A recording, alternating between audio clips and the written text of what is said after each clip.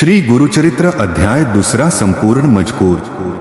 मित्रांनो, गुरुचरित्राचा प्रत्येक अध्याय म्हणजे केवळ कथा नाही, तो आपल्या जीवनाला दिशा देणारा गुरूंचा प्रत्यक्ष आशीर्वाद आहे।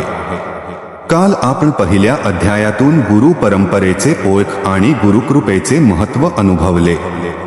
आज आपण श्री गुरुचरित्राचा दुसरा अध्याय ऐकणार आहोत, जो मनातील शंका दूर करतो, भीती कमी करतो आणि मनाला एक अद्भुत शांतता देतो।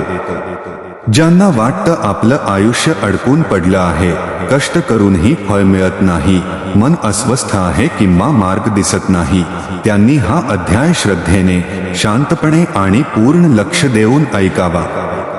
मित्रांनो, गुरुचरित्र ऐकण्यासाठी वेगळे विधी आवश्यक नाही, फक्त मनात विश्वास आणि गुरुचरणी पूर्ण समर्पण असलं की गुरु स्वतः मार्ग दाखवतात।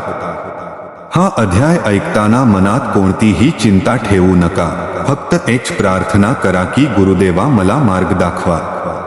श्री गुरुचरित्र अध्याय दुसरा, कलियुग वर्णन, गुरु महात्म्य, संदीपक आख्यान।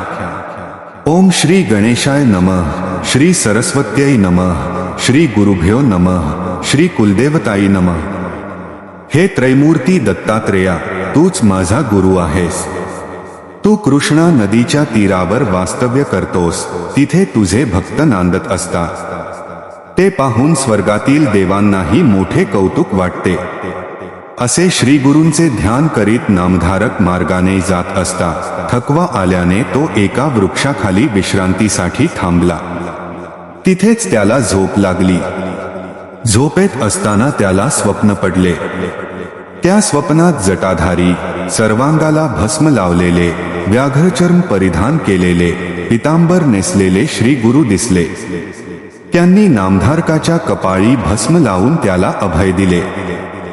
हे स्वप्नात पाहून नामधारक एकदम जागा झाला व इकडे तिकडे पाहू लागला, पण त्याला कोणीच दिसले नाही। स्वप्नात त्याने जी मूर्ती पाहिली तिचे ध्यान करीत तो पुढे चालत निघाला। काही अंतर जातो तोच त्याला स्वप्नात पाहिलेल्या योग्याचे दर्शन झाले। त्याने धावत जाऊन त्या योग्याला दंडवत घातला। तो त्या योग्याला म्हणाला, हे कृपासागर, तुझा जय जयकार असो। आज तुझ्या दर्शनाने माझी सर्व पातके नाहीशी झाली। तू तर अज्ञानरूपी अंधार नाहीसा करणारा साक्षात सूर्यच आहेस। सिद्धयोगी म्हणाले, मी स्वर्ग आणि पृथ्वीवर तीर्थयात्रा करीत फिरतो आहे। माझे गुरु श्री नरसिंह सरस्वती भीमा अमरजा नद्यांच्या संगमावरील श्री क्षेत्र गाणगापूर येथे असतात। ते त्रिमूर्ती श्री दत्तात्रेयांचे अवतार आहे। त्यांच्या भक्तांना दुःखदारिद्र्य कधीही येत नाही। सिद्धमुनींनी असे सांगितले असता नामधारक म्हणाला, आमच्या वंशात त्यांचीच भक्ती परंपरेने चालत आली आहे, असे असताना माझ्याच नशिबी ही कष्टदशा का? सिद्धयोगी म्हणाले, अरे, श्री गुरु भक्तवत्सल आहे। ज्यावर गुरुकृपा आहे त्याला कसलीही दुःख असू शकत नाही। याचा अर्थ हाच की तुझी त्यांच्यावर दृढ भक्ती नाही, श्रद्धा नाही। श्री गुरुदत्तात्रेय ब्रह्मा, विष्णू, महेश स्वरूप आहे।